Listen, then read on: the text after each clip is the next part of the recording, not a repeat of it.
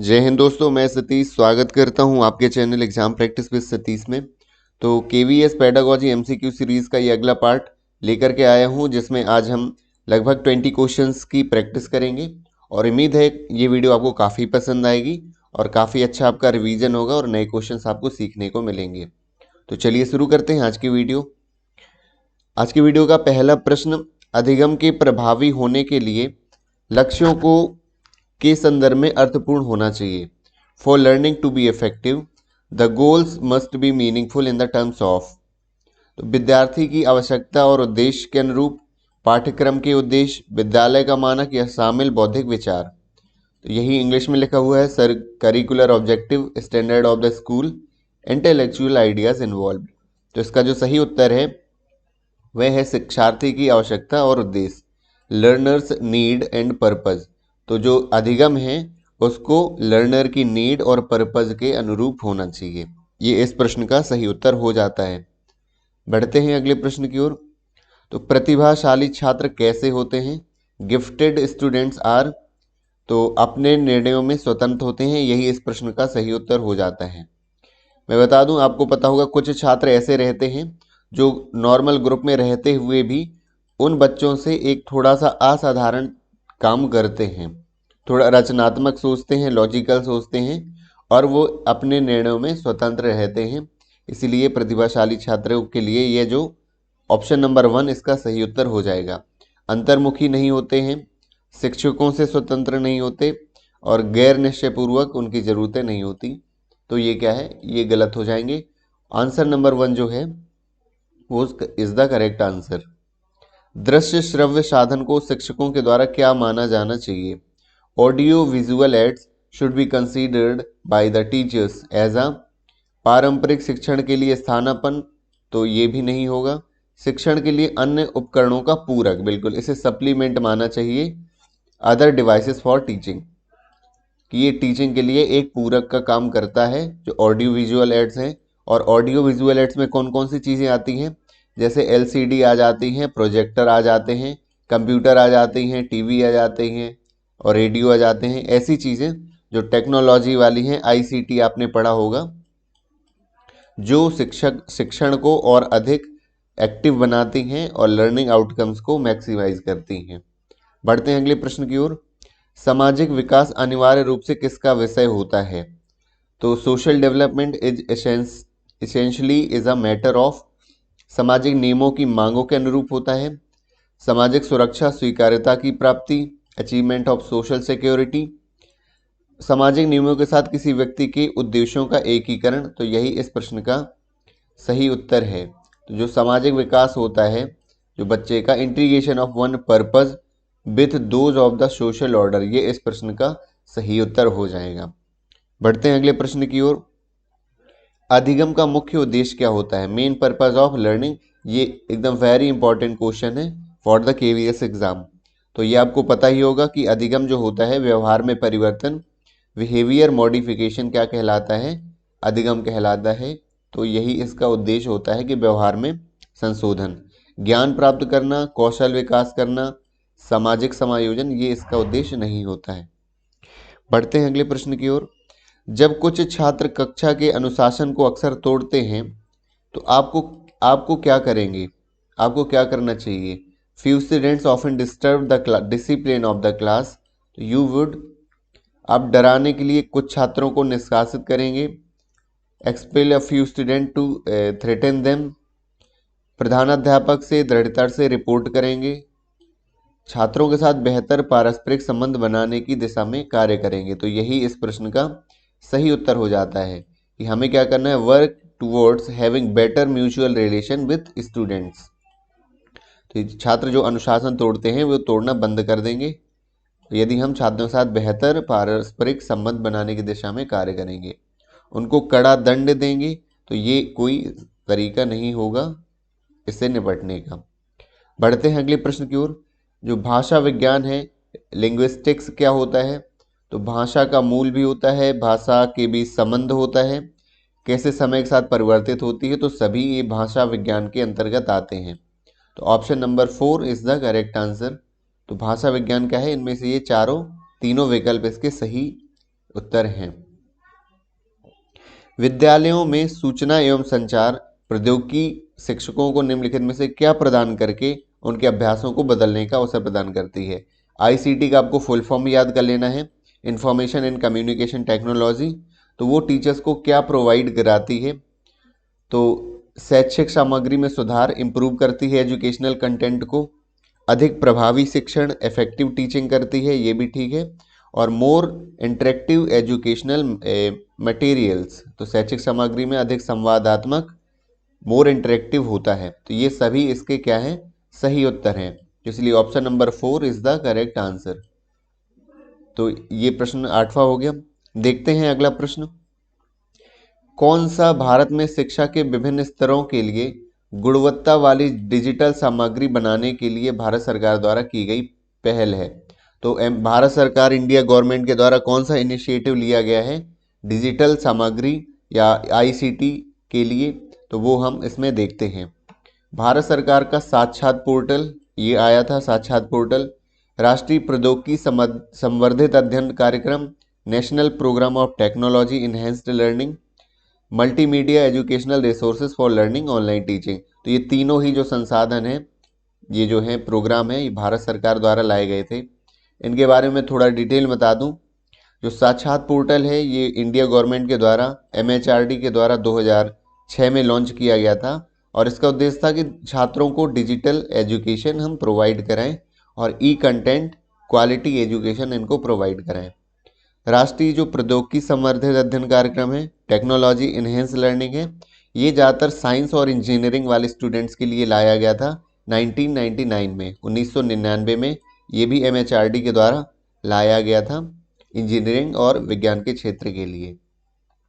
इसके बाद ये जो अधिगम ऑनलाइन शिक्षण मल्टीमीडिया है, तो ये भी एमएचआरडी के द्वारा लाया गया था। ये एक ई लर्निंग प्लेटफॉर्म है भारत सरकार का, और जो एक कक्षा का, एक रियल कक्षा का वातावरण उपलब्ध कराता है ऑनलाइन तरीके से। मुफ्त और शिक्षण सामग्री भी ये प्रोवाइड कराता है। ये multimedia educational resource for learning online teaching, इसको शॉर्ट फॉर्म में MERLOT भी कहते हैं। इसी का जो शॉर्ट फॉर्म है MERLOT, कई बार फुल फॉर्म भी पूछ लेता है, तो आपको ये याद रखना है। आगे बढ़ते हैं अगले प्रश्न की ओर। अंतिम विश्लेषण, इन द फाइनल एनालाइज, कक्षा में प्रेरणा की कुंजी क्या है? मोटिवेशन इन द क्लासरूम क्या होना चाहिए? तो रुचि विषय वस्तु को निहित करती है, interest inherent the subject matter, यही इस प्रश्न का सही उत्तर है कि इंटरेस्ट जो है सब्जेक्ट में है, तो वही मोटिवेशन की क्या है? की होती है। तो सबसे सटीक उत्तर है। शिक्षक का व्यक्तित्व भी है, पाठ्यक्रम अनुभवों की उपयुक्तता, कक्षा में भावनात्मक वातावरण, लेकिन सबसे सटीक जो उत्तर है ऑप्शन नंबर 1 है, the interest inherent the subject matter, यही इस प्रश्न का सही उत्तर हो जाता है। शारीरिक वृद्धि और विकास को क्या कहा जाता है? ये आपने बहुत इंपॉर्टेंट ये जो है प्रश्न है, आपको जरूर याद रखना है। फिजिकल ग्रोथ और डेवलपमेंट जो है वो मैच्योरेशन कहलाता है या परिपक्वता कहलाता है, परिपक्वन कहलाता है। आपको उत्सुकता भी पढ़ा होगा। उत्सुकता क्या होता है? जब छात्र बहुत एक्टिव तरीके से क्लास में पार्टिसिपेट करते हैं, तैयार रहते हैं पढ़ने के लिए, उसे उत्सुकता कहलाते हैं। आनुवांशिकता वो गुण होते हैं जो एक माता पिता पेरेंट्स के द्वारा अगली अपनी संतानों पीढ़ी में आते हैं, तो वो आनुवांशिकता कहलाती है। गतिशीलता, गतिशीलता स्पीड से कोई पढ़ रहा है, गति से संबंधित है ये मोबिलिटी। बढ़ते हैं अगले प्रश्न की ओर। छात्रों का अधिगम जो है स्पष्ट रूप से कब बढ़ता है? तो छात्रों का अधिगम, students learning increases markedly when, आपके ऑप्शन है जब छात्र केंद्रित और सक्रिय हो जाता है, student become focus and active, यही इस प्रश्न का सही उत्तर है कि जब अधिगम स्पष्ट रूप से कब बढ़ता है? जब छात्र केंद्रित और सक्रिय होता है। शिक्षक के सक्रिय होने से नहीं होता है। जब संस्था का प्रमुख सतर्क और प्रभावी होता है, माता पिता सक्रिय और सहयोगी होते हैं, इनसे कहीं अधिक होना जरूरी है। जब छात्र फोकस होता है और एक्टिव होता है, तभी जो लर्निंग है बढ़ जाती है, इंक्रीज हो जाती है। उम्मीद है आपको ये समझ आ गया होगा। कक्षा में बैठक की योजना तैयार करने के लिए सबसे अच्छा मानदंड क्या है? जब हम what is the best criteria to devise a seating plan in the class. छात्रों की पारिवारिक पृष्ठभूमि के अनुसार होना चाहिए। छात्रों के साथ व्यक्तिगत संबंध के अनुसार हमें बैठाना चाहिए क्लास में। लंबाई और दृष्टि की तीव्रता, यही इस प्रश्न का सही उत्तर है कि जिन छात्रों की जो लंबाई है यदि वो कम है तो उनको हम आगे बैठा लेंगे, जिनकी ज़्यादा है उन्हें हम पीछे बैठा लेंगे। और इसी में दृष्टि की तीव्रता भी मैटर करती है, इंटेंसिटी ऑफ विजन, क्योंकि जिन छात्रों को थोड़ा कम दिखता है, कमज़ोर है आई साइट, तो उनको हम जरूर आगे बैठा लेंगे जिससे उन्हें साफ ब्लैक बोर्ड है वो साफ साफ उन्हें दिख जाए। तो ये हमें ध्यान रखना होता है क्योंकि सीटिंग प्लान भी कहीं ना कहीं क्लास एनवायरनमेंट को प्रभावित करता है, इसलिए सीटिंग प्लान भी एक शिक्षण में बहुत ज़रूरी होता है, भूमिका निभाता है। बुद्धिमत्ता, प्रेरणा के स्तर, ये कोई क्राइटेरिया नहीं होगा बैठालने का। आगे देखते हैं, जब बच्चे खेल समूह में भाग लेते हैं तो बच्चे निम्न में से क्या सीखते हैं? When children learn, what do children learn when they take part in play groups? तो वो कंपटीशन सीखते हैं, कॉपरेशन सीखते हैं, संघर्ष कॉन्फ्लिक्ट सीखते हैं, सभी सीखते हैं। आपको पता होगा जो खेल होता है एक लीडरशिप के लिए बहुत अच्छा माना जाता है, सामाजिक विकास भी होता है, कंपटीशन की भावना आती है, उनमें सहयोग भी आता है और संघर्ष भी सीखते हैं। तो ऊपर के ये तीनों जो ऑप्शन है ये सही हो जाते हैं, इसलिए चौथा विकल्प ये सभी सही हो जाता है इस प्रश्न के लिए। बढ़ते हैं अगले प्रश्न की ओर। समाज के एक कारक के रूप में विद्यालय का प्राथमिक कार्य क्या होता है? Primary function of the school as an agent of society is to. सामाजिक कारक के रूप में विद्यालय का जो कार्य पूछा गया है, सामाजिक स्थिरता को बनाए रखना, बच्चों में व्यावसायिक स्तर की पर्याप्त क्षमता विकास करना, जीवन के लिए तैयार करना, बच्चों को उनके परिवेश की समझ प्रदान करना। तो ये इस प्रश्न का सही उत्तर हो जाएगा क्योंकि सामाजिक कारक पूछा है, सामाजिक के रूप में विद्यालय का कार्य। तो विद्यालय क्या करता है? बच्चों को उनके परिवेश की समझ प्रदान करता है। बात आई सामाजिक विकास की, तो मैं बता दूं कि बच्चे के लिए पहला जो सामाजिक विकास होता है वो परिवार से शुरू होता है और उसके बाद जो विद्यालय है, विद्यालय भी एक बच्चे के लिए एक सामाजिक इकाई के रूप में कार्य करता है और जो उसके परिवेश की समझ प्रदान करता है। सो ऑप्शन नंबर 4 इस प्रश्न के लिए सही उत्तर हो जाता है। बढ़ते हैं अगले प्रश्न की ओर। भारत सरकार की विद्यालय योजना में आईसीटी को वर्ष में कंप्यूटर सहायक उपकरण अधिगम प्रक्रिया के माध्यम से छात्रों के सीखने के लिए शुरू किया गया था। ICT in school scheme government of India was launched in the year for student to learn through computer aided learning process. तो इस प्रश्न का जो सही उत्तर है वो है 2004। तो दिसंबर 2004 में भारत सरकार ने, एमएचआरडी ने विद्यालय योजना में आईसीटी को लागू किया था। और आईसीटी आपको पता है full form information and communication technology, जिसमें से हम कंप्यूटर को शामिल करते हैं, प्रोजेक्टर, एलसीडी, टीवी, रेडियो, ये सारे उपकरण को हम शामिल करते हैं पढ़ाई में। उद्देश्य आईसीटी का होता है लर्निंग आउटकम्स को बढ़ाना, अधिगम परिणामों को अधिक से अधिक बढ़ाना। तो 2004 इस प्रश्न का सही उत्तर है। बाद में इसी को संशोधित भी किया गया था 2010 में।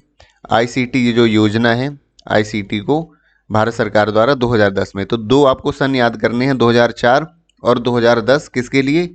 आईसीटी को, कि भारत सरकार ने आईसीटी को कब लागू किया था शिक्षा में। पढ़ते हैं अगले प्रश्न की ओर। एक बच्चे की भाषा क्षमता के विकास पर स्कूल की प्रमुख चिंता क्या नहीं है?